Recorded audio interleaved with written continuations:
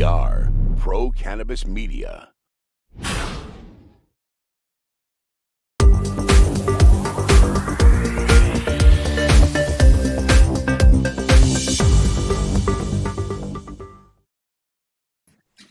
Hi, everyone. Welcome to another very special edition of In the Weeds with Jimmy Young. And I am so proud to be joined by a power couple of pot. And that is not something I came up with.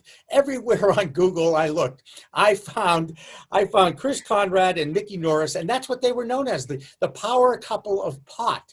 And also another little name, a little moniker that's attached to these two is the Godparents of California legalization. Are you guys comfortable with those nicknames? Yeah, another one they used to call me is the uncle of the hemp movement because Jack Herod, they called him the father. And so I was actually at the same level as him, so they called me the uncle, you know. I actually looked quite comfortable. One time we were considered in a news article, the pot smoking elite. Part of the pot smoking elite. Yeah. So we don't know if that was intended as a compliment, but we took it. Yeah, I don't know. I don't like anything attached to the word elite, you know? Yeah. Well, they can say the elitist. That's right. Exactly. At least that. Who needs Elitely bad. Elite, maybe right. not. So I know your story, and Mikki, you and I talked a little bit about this before, how you met at a anti-Ronnie Reagan's rally back in the day, and then you decided to spend some time together, and before you know it, you've got yourself a life history. But everything that you guys have experienced has really been about doing right by your fellow man, trying to right a lot of the injustices in the world. Accurate? Yeah, that's pretty much so. Actually, you know, because I was very young in the 60s, but I got that civil rights. I was actually, the first thing I did was form an organization called the Anti-Ku Klux Klan. And to tell you the truth, I thought we had pretty much won that one until Trump became president. And then it turned out, no, they were still there. But likewise, you know, so I worked in the Vietnam era. I worked on a lot of social justice. I wasn't a big part of the civil rights movement or anything like that, but I was much more active in the anti-war and the peace movements and the environmental movement and the anti-nuclear movement and all sorts of local campaigns. And then I just kind of came into the cannabis issue on somewhat of a whim. I got in an argument in 1988 after working with many groups and coalitions for social justice causes and environmental causes. We were at a victory party. We were smoking pot out in the parking lot. And I said, well, let's do something about legalizing cannabis. And everyone told me that was impossible. It'll never work. Actually, what they said specifically was, what will happen, you will destroy your reputation. You will be seen as a laughingstock. And, you know, you should never even approach that. So, of course, I took that as a challenge. And so I wrote down, I said, well, I bet you guys I can come up with a strategy to legalize cannabis. And so I did. I did the Business Alliance for Commerce and Hemp, which is one of those things where in retrospect it looks obvious, but at the time it was just me saying it and everyone laughing at me, which was to separate the issue into industrial hemp, medical marijuana, and adult use, including sales, and fight for them independently, but yet always together. And so that became my strategy, and working from there, you know, just kind of took off way beyond anything I was expecting to. Partially because I didn't really know there was a marijuana legalization movement out there in '88. I couldn't find it. You know, I knew where the peace movement was. I knew the environmental movement was. I knew all these other movements were, the anti-nuclear movement, but I didn't know where the marijuana movement was. So what we did, we just launched it out through these other organizations that I was working with. And then, so it's like funny because I call it the I know somebody syndrome. It's like I would show it to somebody who was a really qualified activist, said, here's my strategy. What do you think? And they would laugh, ha, ha, ha, that's so silly. But I know there's somebody who's really be interested in that. And then that person would get a hold of me. And so I built this whole network of the people I knew. Right. And then it spread out and we connected with the actual, the normal chapters around the country and stuff. And it really moved. Right. And in California, was it 95 or 96 that introduced medical legalization? It was 96. And in fact, that was the year I called all these people. I said in 88, I bet I can come up with a strategy. And I called them up and I said, I need to call in that bet. We're going to get on the ballot. And it turned out they didn't even remember it. It had changed my life completely and nobody else even remembered the bet. You know, it's funny. It was on the ballot. And here we are just weeks after the election that just will never end, although I do think it is finally ending, let's just say, and moving ahead with the change that both coasts, I think, are very happy about, at least Massachusetts and California. And I'm amazed at the role that cannabis has played, not only in this election, but in the other 5 states that voted it in for adult use, recreational use, and sales. And did you think when you first started in California as, you know, one of the lone states to get it going, that we'd finally 15, 25 years later still be fighting this fight? No, I thought it was going to be over. Actually, I thought 96 was later than I thought. I thought we'd have this wrapped up 94 or 95. And at that point, we realized we were not getting any support from any legislators anywhere. It was up to the voters. And we had started the California Hemp Initiative in 1990. And so we had spent the previous 5 years training petitioners. So when it came to the medical marijuana initiative, we had a lot of people who were already trained to do the petitioning, and then we got the inrush of all the medical marijuana people, plus we got money behind us and a professional campaign, and that's how we got over the top. But I really thought it was pretty much over. You know, I say that, but I got to admit, when I read the language of Prop 215, the medical marijuana, I immediately told them they had really messed up. I said, you guys really blew it, because it said that people could obtain marijuana, but did not say anyone could provide it. And I said, to obtain without being able to provide is a meaningless word, you know, there has to be somewhere to get it. And I thought that was a fundamental mistake they had made. And of course, it took us another 7 years to get the legislature to give us a collective system, and then another 20 years before we got legal adult sales. And going out on a limb here, thinking California has had a few issues since they opened up their recreational use or their adult use regulations. There have been a lot of lawsuits, and there's been a lot of disagreement about the direction of the industry. What's your view on what's going on in your state now? The one thing I would say is about the lawsuits. It's a very funny thing, because I say we spent the first, you know, we worked on this for like 28 years before we got to it. And I said that we spent the first 20 years trying to convince America that it was okay to legalize marijuana, and the last 8 years trying to convince the pot community that it was okay to legalize it. Every time we would pass an initiative, one of our activist friends would say, oh, it's not perfect, I sue. And, you know, and over again, we got a lot of lawsuits for people who felt that they need to be more open. You know, they said we shouldn't have any taxes. We shouldn't have any regulations. We should be able to do what we want. We shouldn't have to pay income tax on the money. And we're like, that's ridiculous, you know, but this is the way they felt, you know, and the sincerity of their hearts, and bless their little hearts, they made a lot of lawsuits on that stuff. What do you think, Mick? Well, you know, it's going along. It does have its flaws. I mean, and unfortunately, it's not going swimmingly as we speak. But people are having access. There's still an illicit market. The prices are still too high compared to the illicit market because of all the taxes and regulations and the hoops. And a lot of people are unhappy that a lot of the small growers, the traditional farmers who were providing the consumers all these years, haven't been. Some of them have gotten into the regulated system, the license system, but a lot of them are, you know, they were not interested actually in pursuing that route.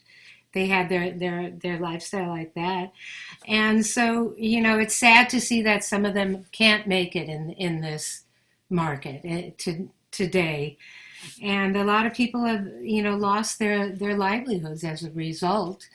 And in fact, Chris, we've lost our livelihood. Chris was a marijuana expert witness in the courts through all these years. And people were saying that, but we consciously worked our way out of this career. We just wanted to help keep people out of jail. That was one of our main goals.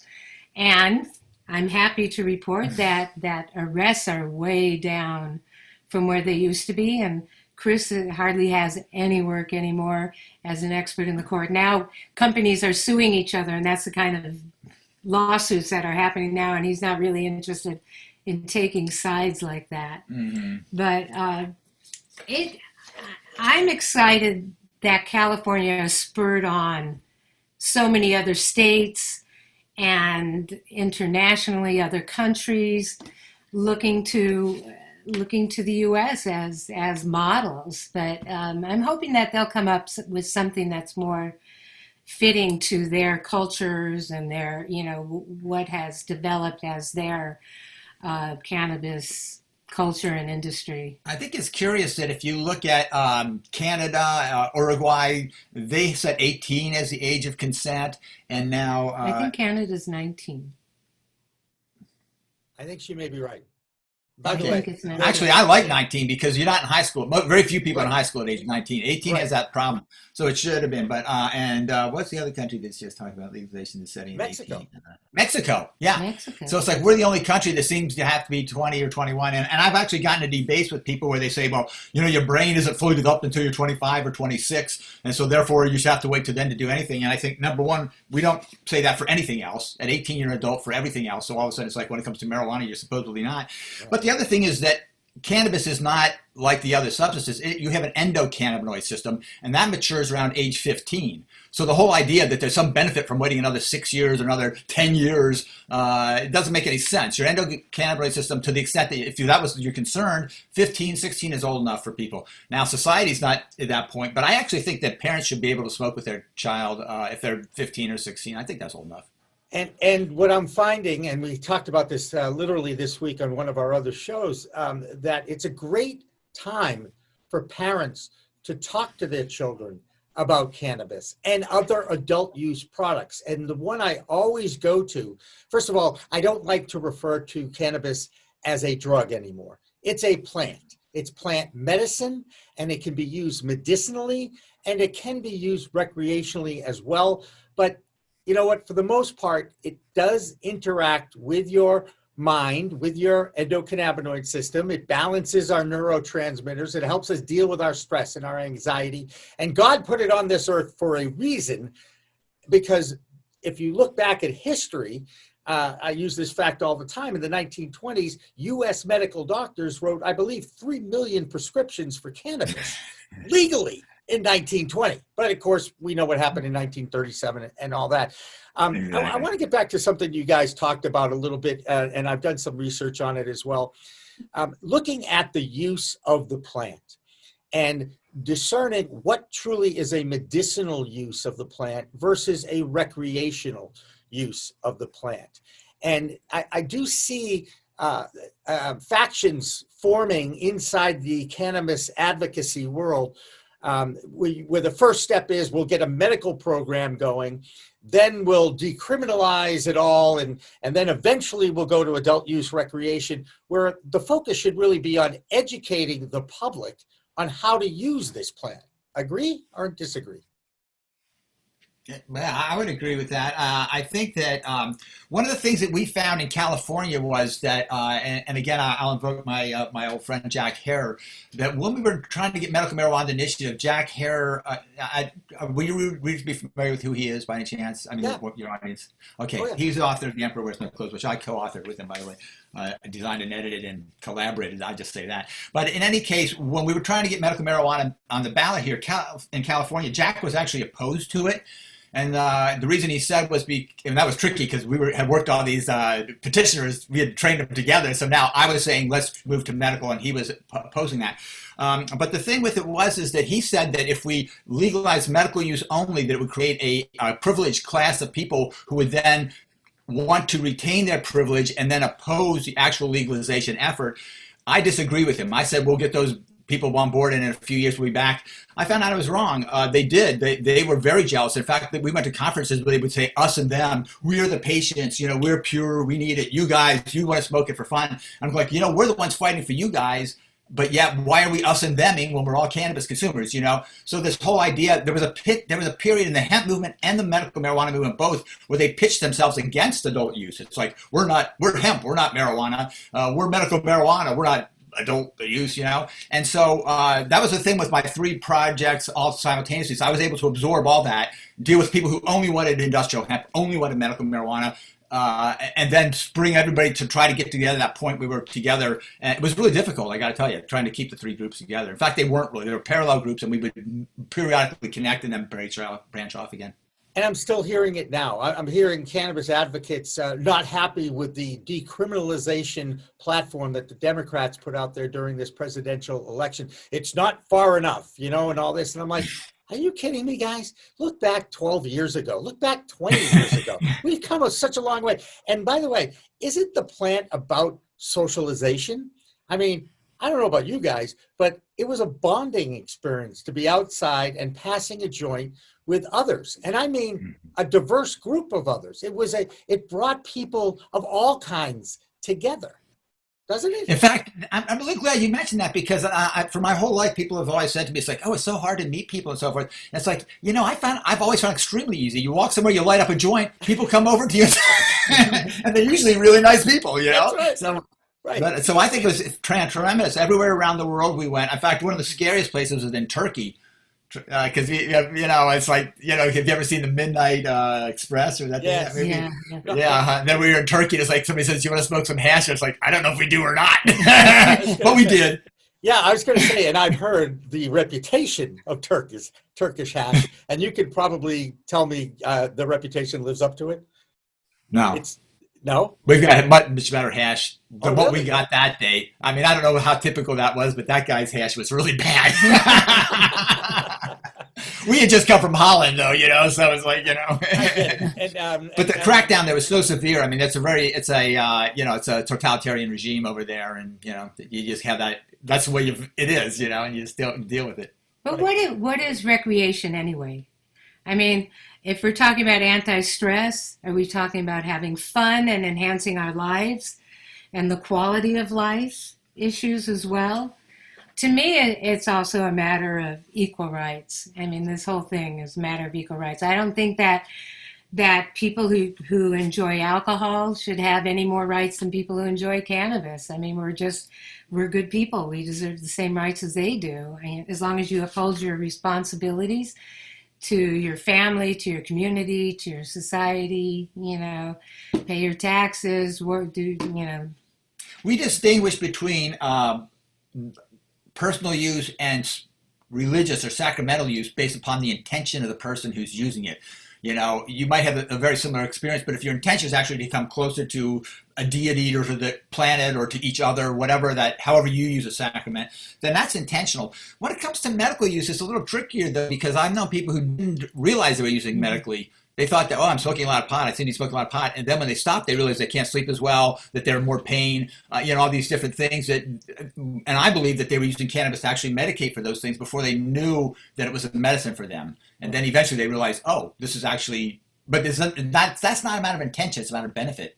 Right. And Mikki, you actually brought this up, and it is something I rail about all the time. I quote Bruce Barcott, the editor of Leafly, the author of Weed the People, when he went out with his friends who worked for the ACLU, and they explained to him this is not a drug issue, this is a civil rights issue. And we certainly have seen the statistics about how law enforcement was able to profile people of color, recognizing that, I bet they have a joint on them, let's go bust them. I mean, really?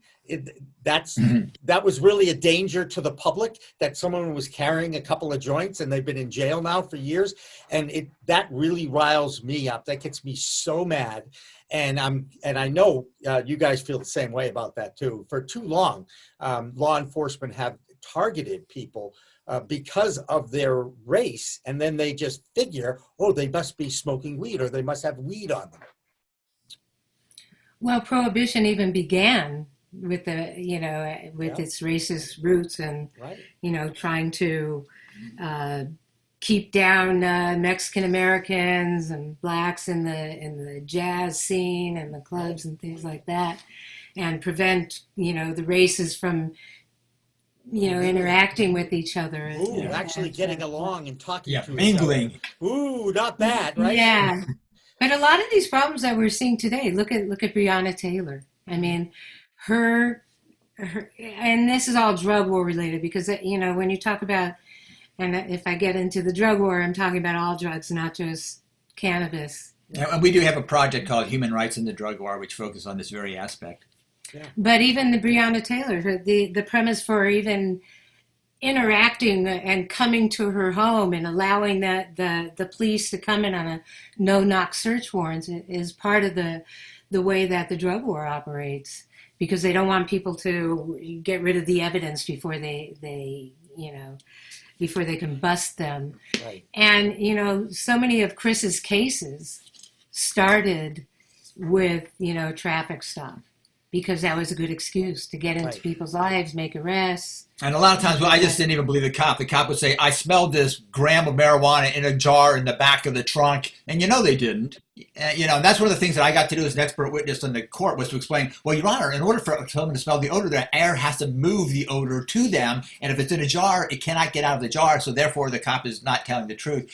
So we spent a lot of time in court fighting over those things. And finally, in California, we've got a law now that says that the odor of marijuana is not the basis for a search. But even after we passed that law, we still had to go to court and fight and prove that that's really what it meant. Police said they didn't understand it. Crazy But it's stuff. still going on today. I mean, look, Yes. we still have people in jails and prisons across the country for marijuana. Their lives are currently, like even in danger. I mean, with the COVID-19 there, and in those kind of situations can spread, and it could end up being a life sentence Right. or a death sentence for some of these people as a result. So we don't think that people deserve to be in jail. And for death this, sentence idea, that's something that reminded me of is we knew a guy who was sentenced. He was from Oklahoma, James Geddes. He was sentenced to 63 years in prison for, is that what it was, or 93? Anyway, basically, I think it was 90 years for 5 plants Right. in Oklahoma. And so, eventually through our work and others, we were able to get him out. But he came out, he was so scarred, with the PTSD from the experience and so forth, that he wound up committing suicide after a while. So it really was a death sentence because he could never get his life together again. And then, just think what it's like for these people who've been 28. I mean, he was 15 years in prison or something like that. Or, but I mean, somebody after 28 years in prison, you come out and you try to put your life together. That's almost impossible. I so much honor those guys who at least make the effort to try to get their life together. It's a terrible thing. And I'm guessing you guys are on the right side of the fence when it comes to prison reform in the first place. I'm not a big punishment guy. I wasn't as a parent. I believe in consequences, obviously, but setting these boundaries, they have to be fair boundaries. And as a child, your job is to push up against those boundaries, to challenge that. And we somehow or other have taken that punishment, even though we've taken corporal punishment away from the parents, we haven't really imposed that in our reform when people break the law. And obviously, it's all about public safety. I get that. But over 500,000 arrests for cannabis in even last year, and that figure's gone down over the last few years. When I read that recently in one of those reports, I really was shocked. I can't believe that that's still happening, and it is happening. And I really do hope that we're moving in a direction now where we can at least identify some of the injustices that people have we put in place here, and we can make these changes. And you guys, are you confident that that's going to happen? Well, one of the things that we feel like people it has to be visible to people, because, for example, before we got involved with this movement, we didn't really know anybody who used medical marijuana. I didn't really know anybody who was in jail for marijuana. I thought it was kind of a non-issue. I was just jumping into as a novelty because I wanted to make a point. And then as we went along, we started meeting more and more people whose lives had been turned completely upside down by the drug war. And then after we legalized medical use in California, a lot of people said, well, that solved that. We've got to take care of it. But meanwhile, I was working as an expert witness in the court. I worked on 2,500 cases, plus that's maybe less than a tenth of the number of cases out there, or way less than a tenth of the cases out there. And so in California alone. And so I had a very good idea, but then I would talk to my friends and say, well, nobody's getting arrested for marijuana anymore. And I'm like, I'm making my living defending people who are getting arrested for marijuana. You guys are telling me it's not happening. It's like, because that's why we did the Human Rights and the Drug War Project, in fact, was to make it visible. We didn't want people, because we were working statistics. Well, statistically, we should legalize marijuana. Statistically, this and that. Statistically, the number of people in prison. But we found out that if you had a picture of somebody who said, this person's in prison, and this is why, because of this particular law, whether it's mandatory minimums, whether it's conspiracy law, whether it's whatever, just the marijuana laws, and you can say, look at this person, they're like you, and their life is destroyed because of something that you probably did too, smoking a joint, Right. And so that's why we felt it was really powerful to just actually show the faces and bring, I guess, make injustice visible, if that's what Gandhi said, something along that line. I like that. Any I know I've done this on my show. I apologize for my gender and my race sometimes because being white, I feel, okay, I was born this way, but I guess that there is a privilege. And it does take these kind of statistics and these stories to recognize how lucky I am and grateful I am. However, it makes me really mad that there's others out there that have been targeted, and more than I ever realized, certainly over the last few months, because of what we've seen with the Black Lives Matter movement. I'm hearing more and more stories from people of color and even former friends, if you will, or friends still from the sports world, where they sit around, they talk about being targeted, being pulled over. And that's not something if I run a red light or roll a stop sign, I deserve to get pulled over, but not just because of the color of my skin, which is something that Black people have had to deal with their whole lives. It's crazy to me. Crazy. Yeah, that thing. There was a part of my life in the. I started smoking cannabis in '69. So in the '70s. How old were you? I was 16. Okay, I was 14 in 1971. Just saying. Yeah, right. That's one of the other reasons I don't think this whole worry about we have to be 21 is I started smoking when I was 16. It's been nothing but a positive in my life. So, you know what? I'm not saying I'm that unique that happened. But one of the things that I felt like with that was that because I was in the hippie community, and, it was funny because people would say smelly hippies. And I said, well, we take baths. What are they talking about? It wasn't 2 years later I realized it was pot. They were smelling the pot fumes all over it. That's why they call us smelly hippies, because it made no sense. But anyway, that by being a hippie, I was targeted by law enforcement too. And so it kind of gave me this connection with my African-American friends that a lot of my other white friends didn't have because they were worried about the cops. I was worried about the cops. The other white guy next to me wasn't worried about the cops, And so it kind of created a more of a relationship and understanding, I think, and empathy by being a target myself. Hey, Chris, Thank you, Richard Nixon. That's right. I want to ask, how long was your hair then, Chris? My hair always stops at the same length. It gets here and there it is. All right. Hits the nipple. Halfway down my back. That's the end. It just won't go any further. I don't know why. It just stops. Yeah. I used to tie it back in a ponytail when I played sports because I swear I was an athlete once. Anyway, I want to get into something. I wanted to ask you guys, what's that? Mikki was. I want to ask you guys a question about something that I've noticed in politics and in the movement over the last few years, and I'm interested to get your impressions about this. And I'm of the opinion that the cannabis legalization movement still has a long way to go. Breaking down that stigma still has a long way to go. And now another plant, fungi, has become part of it. And people are talking about psilocybin and legalizing mushrooms, and I believe Oregon did. So I get what's your feeling about that, and are we losing focus when we bring in psilocybin? And doesn't that play into the hands of the people who says, see, it's a gateway drug. First they legalized cannabis, now they're legalizing psilocybin. Well, have you ever talked to Rick Doblin at Multidisciplinary Association on Psychedelic Studies? No. He would be a very interesting person to talk about this. But I had a conversation with him, and again, it was later on I talked to him about it. He didn't remember the conversation. But in any case, he was saying we've done something where I was talking about the strategy and how we legalize cannabis, the political and social agenda strategy that we had used to accomplish that.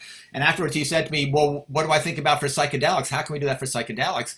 And I said to him, well, I think that the only way to do that is that first we have to solidify marijuana and then follow the same path, medical, social, gotcha. Do it like that. And so, it seems like it's unfolding like that. But we had the same thing in our conversation is, well, at what point did they say, oh, this is all subterfuge so that you can really get all drugs legal?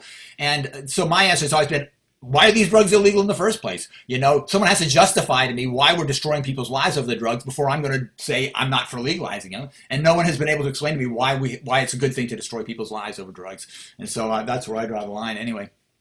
Mikki, what you I think people are starting to see the medical benefits from psilocybin. Right. I mean, it's been shown to help treat depression, end of life, coming to terms with your mortality on terminally ill patients and things like that. So, I think there's a I don't think that psilocybin is a super, social drug, is it? I mean, it's not like a party drug or anything like that. No, So a lot of these other like psychedelics, are more for personal journeys and spirituality and things like that. And yeah, I guess people at Grateful Dead concerts where everybody was taking acid and doing stuff like that too, and having a great time. Yeah, but I had a great time at Dead concerts, and I never dropped acid, and I never did mushrooms. However, all my friends wanted me to. They said, you would be a lot of fun if you did mushrooms. And I went, I'm not a lot of fun now? Come on, guys. Let's go smoke another joint. I mean, come on. I mean, there's plenty of room here. Let me ask Chris a little bit about your work with Kamala Harris. Tell me about that. And obviously, longtime Attorney General, now Vice President Elect, and really and truly in a terrific position, I think, to really become a historic figure. That she already is one, but has an opportunity, I believe, to go to the next level too. What's your feeling about Kamala Harris? Oh yeah, my feelings echo yours very much. So the first experience that we had of meeting Kamala Harris was that we were for the San Francisco District Attorney's Office when she was running for that office. We were supporting another person, Terrence Hallinan, and but we went to her. They had the debates, and we heard her speak it several times. And we spoke to her, and she kind of gave me the impression that she was more for us than she was going to let on. Kind of like, I'm not going to go there. She didn't say I am there. She said, I'm not going to go there because right now, like for example, we said, well, what about other marijuana? She said, well, I'm not going to go there. Medical marijuana is, where the things are. So she was staying within the parameters were there, but she never said, oh, I'm against legalizing. Actually, she did on Prop 19. Somewhere down the road, she said it. But when we first met her, she didn't say that. And then she won for the district attorney's office, and she wanted to have a task force, and I was invited to join the advisory group, and I was invited to it. And the thing that really impressed me about it was, we're talking about the cops using drugs as a way of getting to search people and so forth and harass people. Yep. Mm-hmm. She said right away, we had this meeting about, well, how can we indicate so the police can leave alone the legitimate medical places, even if they can't stop them from going after other ones. And she was very clear. She said the thing that we have to do is stop the police from interacting with them in the first place. They said that once the police start interacting with people, it just almost always goes bad. But right. So she said, so while we were talking about when the cop gets there, the person can show them this. And she said, no, we have to stop the cop from even getting there. And so we were very much focusing on preventing that first confrontation or whatever that would then trigger these potential consequences. And that really impressed me a lot. It was very forward thinking on her part.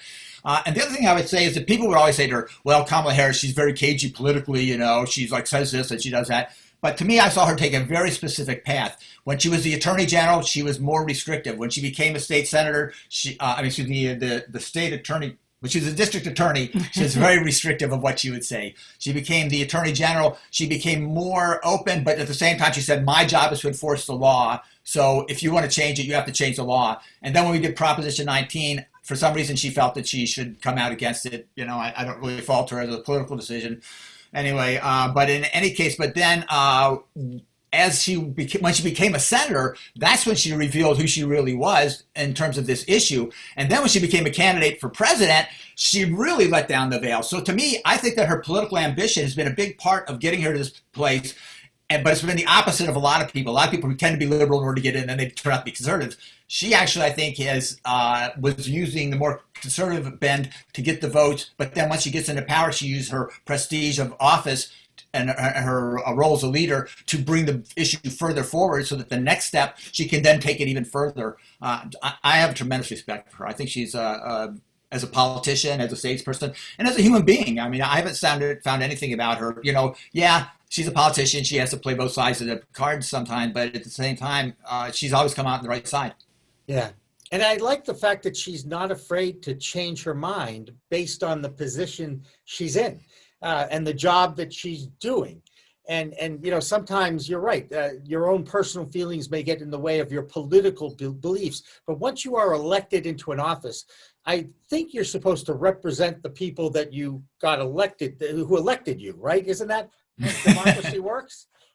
Yeah, that's what I keep saying about our Senator Feinstein out here. She thinks that she's supposed to represent us, but she's supposed to represent our positions, and not just, the fact that she's from California, and I've been very unhappy with her, especially with those hearings of for the Supreme Court. Well, Harris became our senator the same year that we legalized cannabis in California, too. Right. So, she took that on and she recognized that it was a popular issue, and she's gone on in the Senate to sponsor the MORE Act, which would deschedule cannabis and allow legalization to go forward. I love the MORE Act, don't get me wrong, but really and truly, nothing is going to happen in Washington, D.C. until January 20th. I think you've got to come out right? I mean, I've never... Nothing good. And it's so polarized right now. The fact, and I'll say this again, I think people have heard me say this a million times on my show.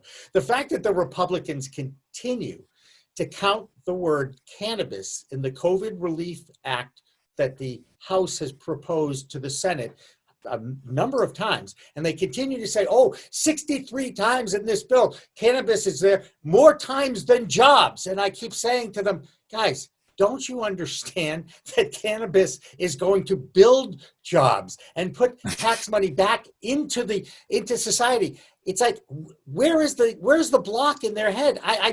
It boggles my mind, guys. But I'm from Massachusetts. And people are home, and they're, a lot of people are kind of stressed out. It's a good time to have some stress relief as well. I mean, and deal with, and people are afraid to go to the doctor. And this provides a lot of relief for a lot of people. Although, and I'm not all doing it and disagreeing with what she said, I agree with her so very much. But I was thinking that as far as one of the things that I think has been the big problem, of course, has been Trump. Part of it because a lot of pop people thought, well, he's not a politician, so he's going to do something different. And I said from the beginning, there's no evidence whatever he's going to do anything helpful to us, which he has not. He did begrudgingly sign the hemp bill, and he did begrudgingly sign the First Step Act. And then he basically, just to get credit, as far as I can tell, he didn't really seem to have any reason for it.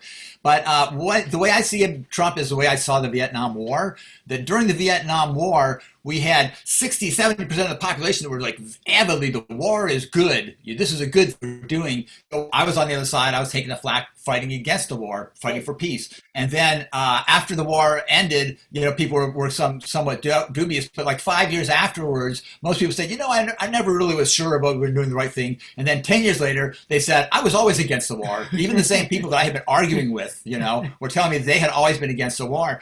And I kind of feel like that's the way that the Trump spell is breaking right now.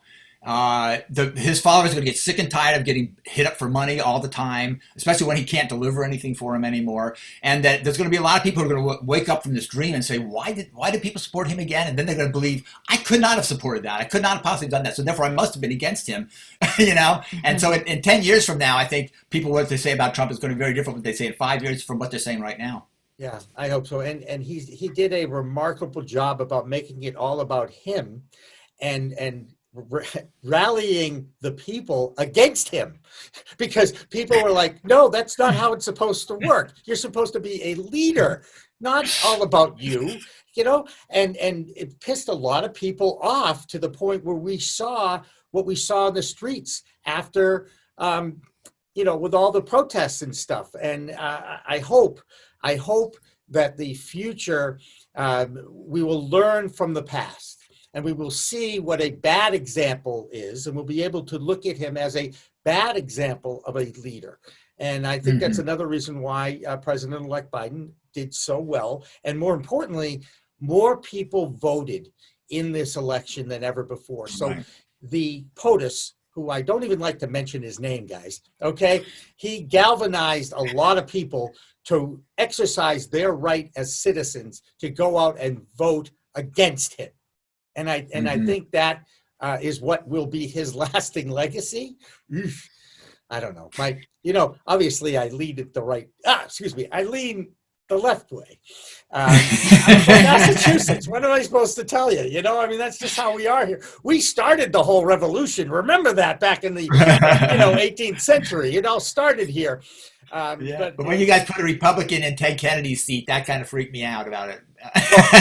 And are you talking about Scott Brown by any chance? I think so. That's who it is, right? I went to Tufts. Yeah, right. Who replaced Ted Kennedy, right? Right. I went to Tufts University with Scott Brown. I did his basketball games. I was the voice of the Jumbos, the Tufts University Jumbos, and he was a freshman shooting guard. And I know his daughter, Ayla, who's a doll and awesome. And I know his wife because she was a news person in Boston. But yes, it is Scott Brown. He was the ambassador to New Zealand up until, actually, he's got a few more weeks to go because it's until the calendar year. And I think we'll be seeing him back in this neck of the woods. But a very interesting history. You know, you guys have lived through a lot of the same things I lived through. And I love talking to what I call age-appropriate peers, okay? Because I, too, protested the Vietnam War. I, too, was certainly influenced by the hippie movement, even though I was, I was born in 57, so I was 12 when Woodstock happened. But so you're probably the same thing as, you have probably a similar experience to us, that for most of our lives, we were the young guys, like the older people were there, we were the young, a little too young, we were hangers on, and then at some point, it stopped being like that. That's right. But, speaking of this, so this brings me to the point about the intergenerational aspect of the movement, social movements in general, but legalization in particular. Because when we first started this, I thought it was like a 5-year campaign that would create a chain reaction and it would inevitably move forward in the same direction. What we found instead was that it's almost every time we would move away from a certain part of the movement and focus on another one, that part would fall in disarray and they would start fighting with each other, and then we would have to reinsert and try to bring people together and get them working together and so forth. And so, but we've worked with, people who were the marijuana legalizers in the 60s and the 70s, and then we were the generation that came along in the late 80s and the 90s, and then another generation came in the 2000s and so forth. And so we've seen like 3 or 4 generations of people. We're working with the grandchildren of the people we were originally working with and so forth. And so, I think in a way it seemed to me it should have happened really fast. It would have been better in a lot of ways if it had. But on the other hand, it's been very rich experiencing all these generational changes along with people who have this common interest in social justice, the environment, and legalizing cannabis. Right. So, and you've got science and research leading the way. The discovery of the endocannabinoid system alone and how it interacts with this plant really was the spur, the thing that the advocates really needed, because despite what we've seen over the last few months, you're not supposed to be able to debate science, right? It is science, right? So, now you can test science. You can test it. You can test it. Absolutely. Hey, Chris Conrad and Mikki Norris, this has been great. I would love to continue to talk with you forever, but I do want to wrap this thing up. I want to know, how can people get in touch with you? I know you're still involved with a lot of campaigns. How do people get in touch with you if you've resonated with anybody out there who's listened to the interview? Well, my personal website is chrisconrad.com. Clever name, huh? Actually, it just goes to show how old I am. I was able to get my name on the website. But you were smart enough to do that, though, Chris. Don't take right. that away from you, all right? Come on. And we, the other one we have is theleafonline.com, which is our news website. And we really like people to if you have we're not really we don't like to cover necessarily the business of cannabis. We like to cover the movement of cannabis, what organizations do, where the problems are, who's fighting it, what their strategies are, because that's what we're really about, is empowering. We're called the Power Couple, but we like to empower other people. And so that's the thing that we like to be doing. And then the other one is Human Rights in the Drug War Campaign, which the website is, we've been working on this thing for 20 years, so the website looks 20 years old. Yeah, we haven't done anything on it for a long time. There's other groups that have picked up the mantle and are working on the prisoner issue, so we're happy with that. But I would say the email of case, C-A-S-E, like a court case, at chrisconrad.com. We both read that email, so that's a good way to do that. And you were saying? And then we have Namaste.com. If you're interested in exploring the spiritual and sacramental uses of cannabis, it's CANNAMASTE.com, like namaste with can in front of it. And I got namaste. I do the yoga thing once in a while. I meditate once in a while. .org. I really do enjoy that. And of course, the this magical plant has kind of paved the way for total enlightenment for all of us. And if you find out and you discover it, you will just see why there's so many people passionate about it, like you guys and myself. So I really appreciate you taking the time, hanging out, talking coast to coast about cannabis. And I appreciate it. And we look forward to keeping this conversation going. I have this closing line that I use. And I don't know, Mikki, did you hear me say this closing line when we talked last week? The whole closing line is, it's a whole new world of weed out there. Use it responsibly. Fair enough? That's right. Thank you so much, Chris Conrad and Mikki Norris, for joining us on In the Weeds. Remember, again, whole new world of weed out there. Pass that over to you. There you go. I appreciate that. Oh, wait, I'll grab it. There we go. Wait, thumb to thumb, right? Thumb to thumb. Isn't that it, right? Isn't that how you pass it? All right, guys. Thanks a lot. I look forward to talking with you again. Take care. Namaste. We Talk Now, We Talk News, and In the Weeds are all available on most major podcast distributors like iTunes, Spotify, Google Play, and our friends at clnsmedia.com and our flagship, cannabis.net. So subscribe, share, and like our videos on all the social media networks out there, including LinkedIn, Twitter, Instagram, Facebook, the WeedTube, and YouTube.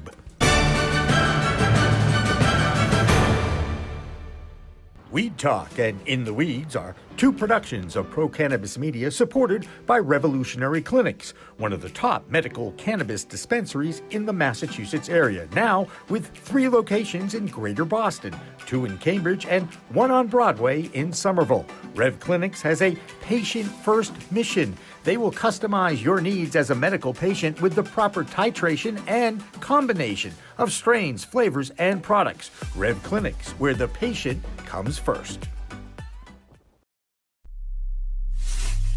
We are Pro Cannabis Media.